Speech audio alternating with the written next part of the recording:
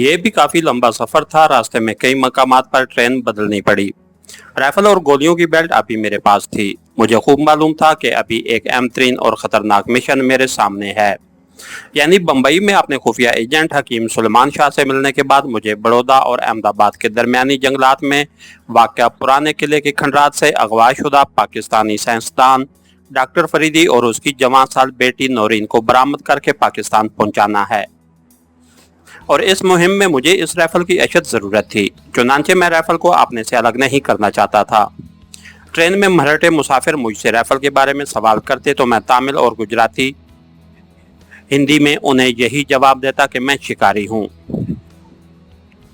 वो बड़े हैरान होते क्योंकि एक धर्मचारी और विष्णु का पुजारी शिकार का तस्वुर भी नहीं कर सकता। लेकिन मैं उन्हें यह कहकर चुप करा देता कि मैं ब्रह्मू समाज का आचार्य हूँ जो गोश्त भी खाते हैं और मुर्गी भी मारते हैं। बहरहाल खुदा खुदा करके मेरा ये अजियतनाक सफ़र ख़त्म हुआ और एक रोज़ जबकि दिन अभी निकला ही था कि ट्रेन भारत के सबसे खूबसूरत अरूसुल बिलाद बम्बई शहर के अजीम शान रेलवे स्टेशन में दाखिल हुई। इस शहर में मैं पहले भी आवारागर्दी कर चुका था। मेरे लिए ये कोई नया शहर नहीं था। नेक दिल मराठे स्टेशन मास्टर ने मुझे कुछ पैसे भी दिए थे, जिनमें से मेरे पास सिर्फ 3 रुपए ही बाकी बचे थे। रेलवे स्टेशन से बाहर निकलकर मैंने एक विक्टोरिया वाले से चरनी रोड जाने को कहा। उसने कहा, आचार्य जी 5 रुपये लूंगा। मैं बम्बई के बोरीबंद रेलवे स्टेशन पर उतरा था और यहाँ से चरनी रोड काफी दूर था। 5 रुपए किराया ज्यादा नहीं था, लेकिन मेरे पास सिर्फ 3 रुपए थे। मैं ये भी मुनासिब नहीं समझता था कि विक्टोरिया वाले को ये पता चले कि मैं चरनी रोड पर हकीम सुलेमान शाह के मतब पर गया हूँ। मैंने कहा कि मुझे चरनी रोड से पीछे उतार देना, 3 रुपए दूंगा। वो राजी हो गया। रास्ते में मुझसे पूछने लगा, आचार्य जी तो जीवन हत्या नहीं करते, फिर आप ये बंदूक किस लिए उठाए फिर रहे हैं? मैंने कहा, ये बंदूक मेरे एक भाई बंद की है, उसे देने जा रहा हूँ। बम्बई का मौसम बहुत खुशगवार था। धूप निकली हुई थी। बम्बई की आलीशान सरबफलक इमारतों में दिन की रोशनी बड़ी खूबसूरत लग रही थी। सड़कों पर लोगों का हजूम चल फिर रहा था। विक्टोरिया नपीतुली रफ्तार से चल रही थी। मुझे सोचने का मौका मिल गया था। विक्टोरिया टुक टुक करती सड़क पर चली जा रही थी। ये चर्च रोड थी। यहाँ से 2 सड़कें गुजरने के बाद चरनी रोड आ जाता था। चर्च रोड के कोने पर पहुंचकर मैंने विक्टोरिया वाले से कहा, बस भैया मुझे यही उतार दो, मेरे 3 रुपए यहाँ खत्म हो गए। विक्टोरिया वाला, जिसने तुर्की टोपी पहन रखी थी, ऊपर गद्दी पर बैठे बैठे मुस्कुरा कर बोला, स्वामी जी कोई बात नहीं, मैं आपको चरनी रोड पर ही पहुंचा देता हूँ। लेकिन मैं एहतियात के तौर पर चरनी रोड के नाके पर उतर गया। मैं कुशादा सड़क के दोनों तरफ चाय के होटल और दुकानों के बोर्ड पढ़ता आहिस्ता आहिस्ता फुटपाथ पर चला जा रहा था। आधी सड़क तय करने के बाद मुझे फुटपाथ पर एक जगह सुलेमानिया दवाखाना का छोटा सा उर्दू में लिखा हुआ बोर्ड नजर आया। यही मेरी मंजिल थी। दवाखाने की एक छोटी सी डेवड़ी थी। एक जानिब कमरे में गोल मेज पर अखबारात रखे थे। कुछ लोग अखबार पढ़ने में मसरूफ थे। ये हकीम साहब की लाइब्रेरी थी। आगे सामने दवाखाने का दरवाजा था। मैं दवाखाने में दाखिल हो गया। एक नौउम्र लड़का फर्शी नशिस्त के पास बैठा दवाइयों की पुड़ियां बांध रहा था। हकीम साहब की नशिस्त पर एक पुरानी वज़ा की संदूकची रखी थी। हकीम साहब खुद मौजूद नहीं थे। मैं वहीं नशिस्त के करीब दरी पर बैठ गया और लड़के से कहा, बच्चा जाकर शाह जी से कहो स्वामी जी बड़ी दूर से इलाज कराने आए हैं।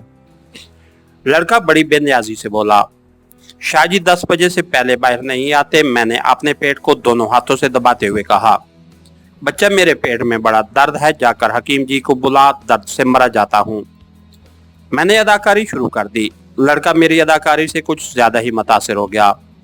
जल्दी से उठकर दुकान के एक भी हिस्से में गायब हो गया। मैंने दवाखाने का जायजा लिया। मामूली सा दवाखाना था। लकड़ी के खानों में किस्म किस्म के लेबलों वाली दवाइयों के डब्बे और बोतलें रखी थीं। दीवार पर गांधी और पंडित नेहरू की तस्वीरें भी लगी थीं। लड़के ने वापस आकर कहा, शाह जी आ रहे हैं, और वो दोबारा पुड़िया बांधने में मसरूफ हो गया। मैंने दर्द की अदाकारी जरा कम कर दी। थोड़ी देर बाद लड़के ने मेरी राइफल की तरफ इशारा करके पूछा, क्या आप शिकारी हैं? मैंने मुस्कुरा कर कहा, नहीं बच्चा, मैं शिकारी नहीं हूँ। ये तो किसी की अमानत है। मैं तो चिमटी भी नहीं मार सकता। जीनी हूँ। थोड़ी देर बाद एक दुबले जिस्म वाला उधेड़ उम्र का सांवला सा आदमी कुर्ते पाजामे में मलबूस हाथ में तस्बीह लिए दाखिल हुआ। उसका सर दरमियान से गंजा था और कनपटियों पर सफेदी आ चुकी थी। उसका चेहरा बता रहा था कि उसे मेरे आने पर कोई खुशी नहीं हुई। मैंने दोनों हाथ जोड़कर प्रणाम किया। हकीम जी संदूक जी के पीछे बैठ गए और नागवारी से बोले, स्वामी जी मैं 10 बजे दुकान पर आता हूँ। बाहर बोर्ड पर लिखा है, गुजराती में भी और हिंदी उर्दू में भी। कहिए आपको क्या तकलीफ है। मैंने बड़ी लजाजत से कहा, शाह जी क्षमा कर दें, मैं परदेसी हूँ, पेट में बड़ा दर्द था इसलिए आपको तकलीफ थी। हकीम जी ने मेरी तरफ देखे बगैर ही एक बोतल में से कोई माजून निकालकर कागज पर डाली और मेरी तरफ बढ़ाकर बोले, इसे चाट लें, अभी दर्द जाता रहेगा। मैंने माजून वाला कागज हाथ में लेकर उसे गौर से देखा और कहा, महाराज गांव में वेद जी ने कहा था कि अगर नीले रंग का मरवा रेत मिल जाए तो दर्द फिर कभी नहीं उठेगा। नीले मरवा रेत का सुनना था कि हकीम जी एक पल के लिए जहां बैठे थे वहीं पत्थर की तरह साकित से हो गए। लेकिन उन्होंने मेरी तरफ अब भी आंख उठाकर न देखा। जो लड़का पुड़िया बांध रहा था उसे कहा, अब्दुल जा चाय वाले से 2 चाय ले आ। लड़का वहीं काम छोड़कर दवाखाने से निकल गया। उसके जाने के बाद भी हकीम जी ने किसी तजस्सुस का इजहार न किया। संदूक जी का ढकना उठाकर उसमें से कुछ तलाश करते हुए बोले, स्वामी जी जिस रंग के मरवा रेत का आपने जिक्र किया है वो तो कहीं नहीं मिलता।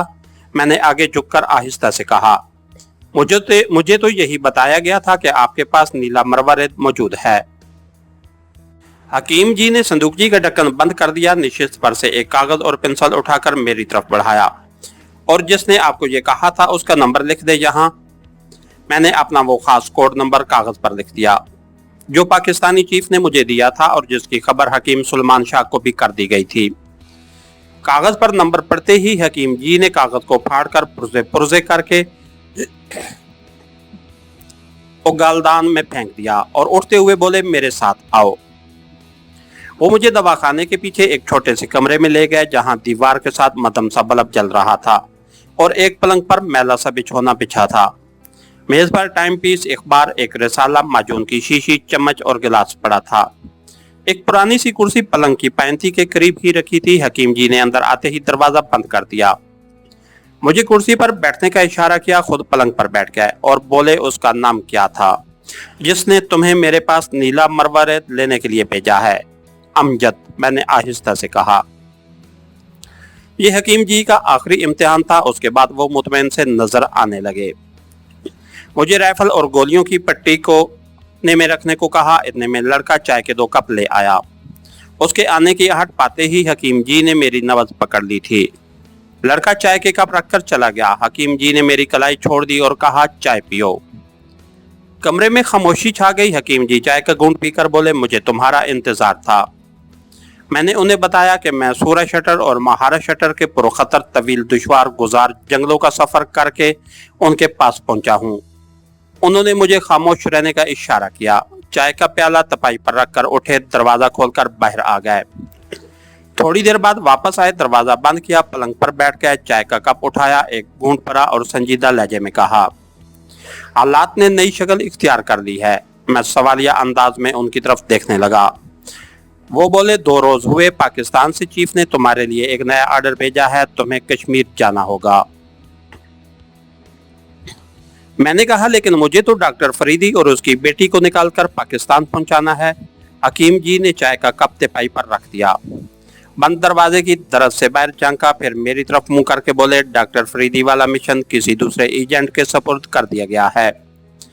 कश्मीर मिशन बहुत अर्जेंट और हंगामी मिशन है। तुम चूंकि कमांडो हो और पहले भी पठानकोट में एक कामयाब ऑपरेशन सर अंजाम दे चुके हो, इसलिए तुम्हें खास तौर पर इस मिशन पर भेजा जा रहा है। क्या ये कोई मिलिट्री मिशन है? मैंने सवाल किया। हाँ, ये बड़ा ही सीक्रेट, अहम और अर्जेंट फौजी मिशन है। मैं तुम्हें उसकी सारी तफसीलात बता दूंगा। पहले तुम्हें मेरे इस बिछौने पर आराम करना होगा।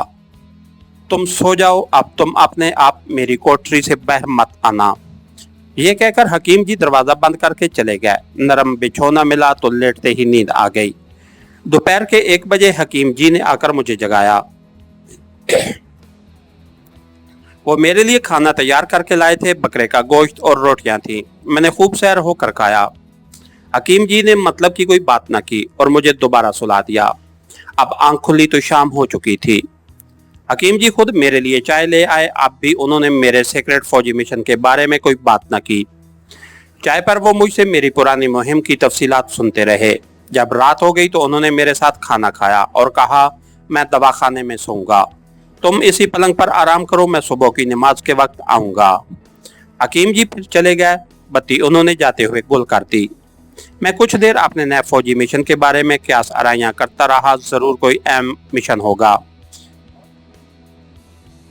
कश्मीर में दुश्मन के किसी ब्रिगेड हेडक्वार्टर या किसी अहम फौजी मोर्चे को उड़ाना होगा। फिर मुझे नींद आ गई। जब मुझे हिलाकर जगाया गया तो बाहर किसी मस्जिद से अजान हो रही थी। हकीम जी तस्बीह लिए मेरे पास खड़े थे। उठो बेटा, फजर की नमाज पढ़ लो, अजान हो रही है। मैंने वुजू किया और थोड़ी देर बाद उनके साथ ही दवाखाने में सुबह की नमाज अदा की। उसके बाद हकीम जी मुझे अपने कमरे में ले आए। दरवाजे को अंदर से बंद कर दिया। मुझे उसने पलंग पर बिठा दिया और खुद एक थैला लेकर कुर्सी पर बैठ गए। दीवार की बत्ती गुल कर दी गई थी। उसकी जगह मोमबत्ती रोशन थी। हकीम जी ने मोमबत्ती की रोशनी में थैले में से जम्मू कश्मीर का एक कापी साइज का नक्शा निकालकर मेरे सामने रख दिया। ये नक्शा हाथ से बनाया गया था और 3 जगहों पर सुर्ख निशान लगे थे।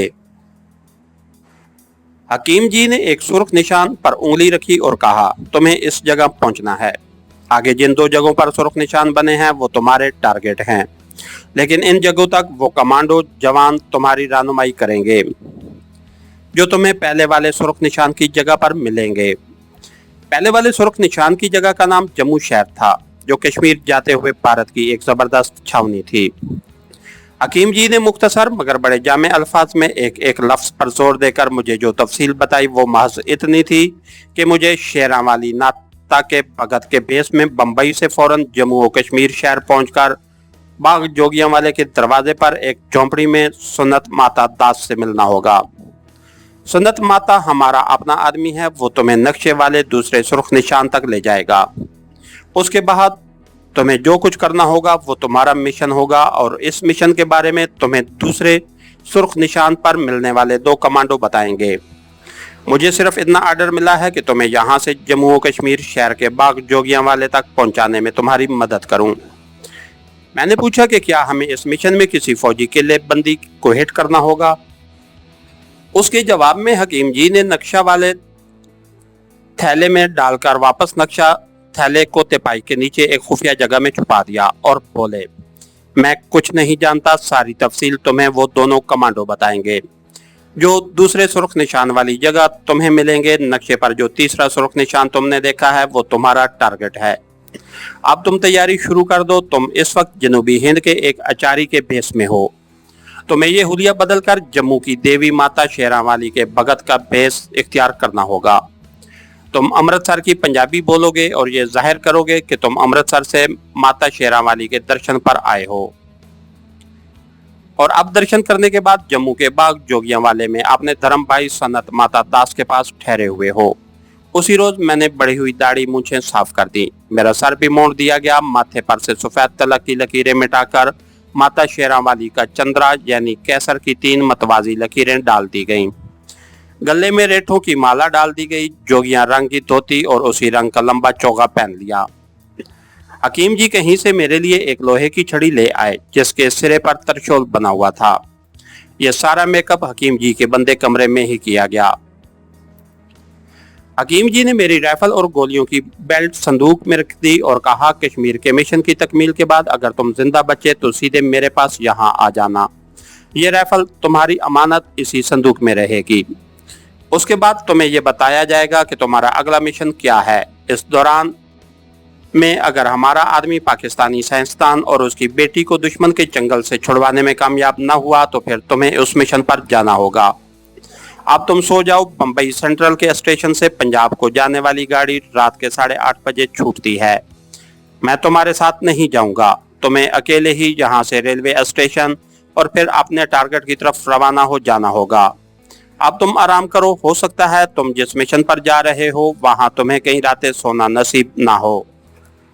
शाम के 7:30 बजे जब चरनी रोड पर बत्तियां रोशन हो गईं, हकीम जी ने अपने कमरे में ही आकर मुझे 500 रुपए दिए और कहा, अब तुम खामोशी से निकल जाओ। ये याद रखना कि शेरावाली माता के भगत जय हो माता की, शेरावाली माता की का नारा लगाया करते हैं। अच्छा खुदा हाफिज। खुदा तुम्हारा हाफिज व नासिर हो। मेरी और करोड़ों पाकिस्तानियों की खामोश दुआएं तुम्हारे साथ हैं। हकीम जी दरवाजा खोलकर निकल गए। इसके साथ ही हमारी आज के एपिसोड का इख्तिताम हुआ। कहानीगर चैनल को लाइक कीजिए, सब्सक्राइब कीजिए और बेल आइकन को प्रेस कर दीजिए ताकि हर आने वाली नई वीडियो आप तक बर वक्त पहुंच सके। शुक्रिया।